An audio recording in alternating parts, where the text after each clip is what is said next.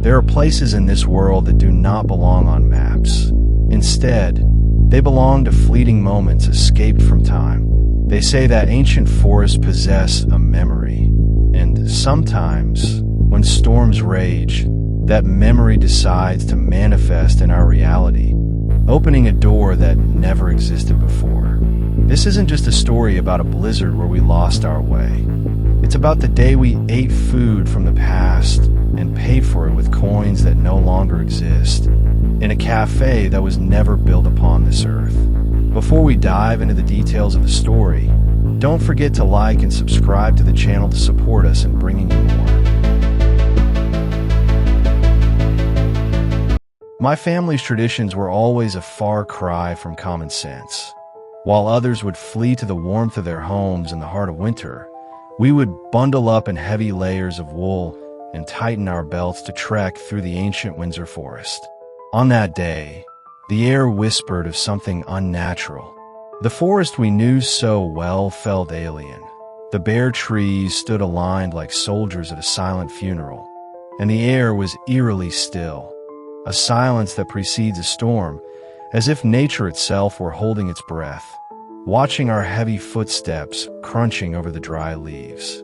Suddenly, and without warning, the sky gave way to a thick blizzard and raging winds that transformed the majestic green landscape into an absolute whiteout in mere seconds.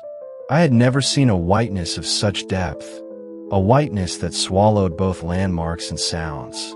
The world around us turned into a labyrinth of swirling ice that stung our faces like needles. The trails my father knew by heart vanished, and the oak path we had crossed hundreds of times became an unknown trap. We battled winds that carried a terrifying howl, sounding like lost souls screaming in the depths of time. My brothers and I shivered, not just from the biting cold, but from the sight of my father's face losing its confidence for the first time. He whispered to himself in an anxious tone, trying to gather his memories, assuring us with a trembling voice that this path must lead to the exit, despite his inner certainty that there was no building or human shelter in this remote part of the forest for miles.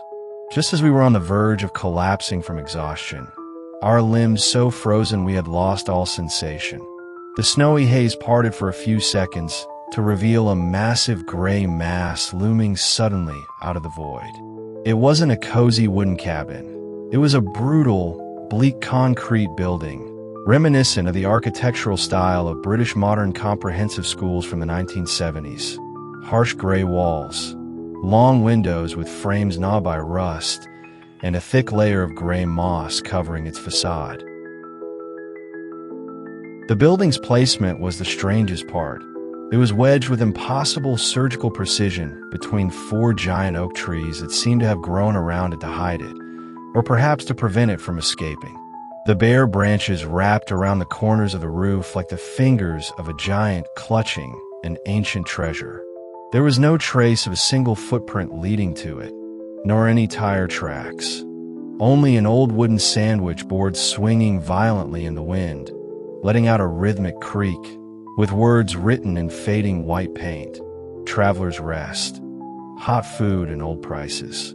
My father pushed open the heavy door, which let out a sharp wail, and we were struck by a wave of warm air saturated with a strange scent, a mixture of dusty paper, toasted barley bread, and a pungent hit of mothballs.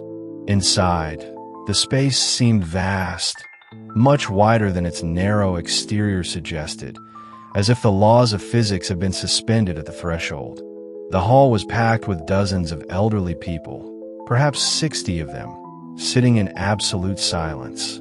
They wore clothes from the 1940s, heavy wool coats, flat caps, and hand-knitted scarves in colors so faded they looked as though they had been washed in the waters of an ancient river. What made a cold shiver run down my spine were the glass display cases scattered around the room, showcasing distorted taxidermied animals. A badger with raven wings, a giant hedgehog the size of a dog, and birds that never inhabit forests. Their yellow glass eyes seemed to pulse with a hidden life, following our every move. In the very center of the room stood a squared-off spiral staircase made of black iron, ascending toward an upper floor shrouded in a pitch-black darkness. A darkness so dense it seemed to absorb the light entirely, as if a black hole were lurking above us. My father headed toward the wooden service counter. The women there wore pristine white aprons. Their faces were round and unnaturally flushed, like the faces of porcelain dolls. My father stood stunned before a paper price list hanging on the wall, offering meals in shillings and half pennies, currencies that had vanished decades ago. The woman behind the counter looked at my father with a mysterious smile and accepted his modern coins with curiosity, as if examining ancient artifacts, before giving him his change in heavy, strangely textured coins that smelled of old metal. My father brought the food, hot tea cakes, and a thick soup. As we ate ravenously, he whispered to us that the woman had spoken to him in a regional dialect that had gone extinct long ago, and she had addressed him by a family name his ancestors used in the early 20th century. As I sipped my soup, I noticed something that made my heart leap. Not a single person there was actually swallowing their food. They raised spoons to their mouths in repetitive, mechanical motions, but the plates remained perfectly full, and not a single sound of chewing or swallowing was heard. Suddenly, a silence so profound fell that I could hear my own heartbeat in my ears. Everyone's movements stopped at once, and every head turned slowly toward us with gazes of cold, frozen anticipation, as if we had stepped into a theatrical scene we were never meant to witness. At that moment, my father stood up, and for the first time in my life, I saw true fear in his eyes. He said in a strained voice, "We have to leave. Now." We bolted for the door, and the moment it shut behind us, all noise and warmth vanished, and the snowy hell returned to swallow us once more. 10 years later, I returned with my father on a perfectly clear summer day. We identified the location precisely, but we found nothing. No concrete, no rubble, not even a trace of a single rusted nail. More terrifyingly, the 4 giant oak trees that had cradled the building were gone, as if they had never been created. I reviewed aerial forest maps and military survey records dating back to 1850, and every document confirmed one spine-chilling truth. That spot in the forest had always been vacant, and no human structure had ever been built there in recorded history. To this day, we keep a small box containing the coin the woman gave my father. It is a 6-pence from 1944, yet it remains as shiny and new as if it were minted yesterday, smelling faintly of barley bread and a blizzard that chose to open a door to another time, then close forever, leaving behind only one question. Where were we, truly, on that night?